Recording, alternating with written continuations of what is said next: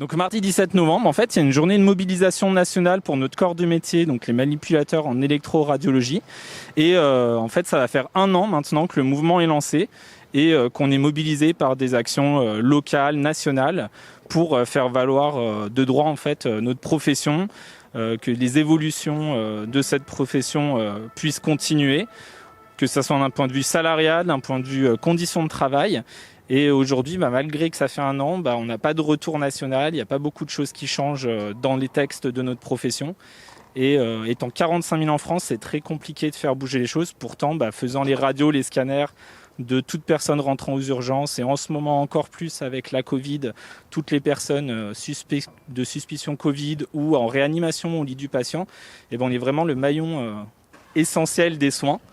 Et malgré ça, on n'a pas la reconnaissance qui va avec. On n'est pas considéré comme soignant dans les catégories professionnelles de l'hôpital.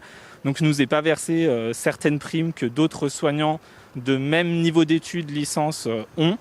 Et voilà, et ça nous révolte et on se bat pour ça et on continuera à le faire. Ce mardi, justement, en fait, le préavis avait été posé avant le confinement et avant la crise sanitaire qui nous touche. Sur l'hôpital, sur la région, sur le département, on est vraiment impacté.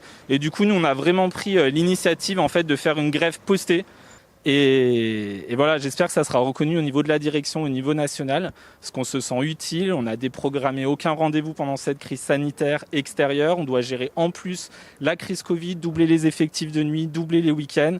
On a une équipe qui est fatiguée, on a des arrêts maladie de personnes, de collègues qui sont infectés par le virus qu'on doit pallier aux dernières minutes. Alors les revendications, ils sont simples.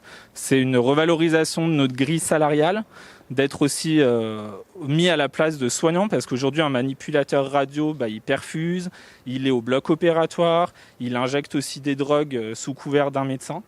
Et en radiothérapie, en médecine nucléaire, dans toutes nos professions, en fait, on est vraiment au contact du patient en permanence, dans le relationnel.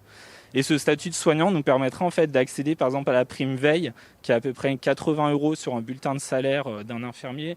Nous, on travaille en permanence aux urgences, on n'a pas le droit à cette prime des urgences d'une centaine d'euros. Elle nous est refusée par notre direction et plus largement au niveau national. Et on trouve ça bien dommage. Il faut savoir que les centres de formation, ils sont peine à recruter et qu'il y a à peu près sur la région Auvergne-Rhône-Alpes pas loin de 500 postes à pourvoir actuellement.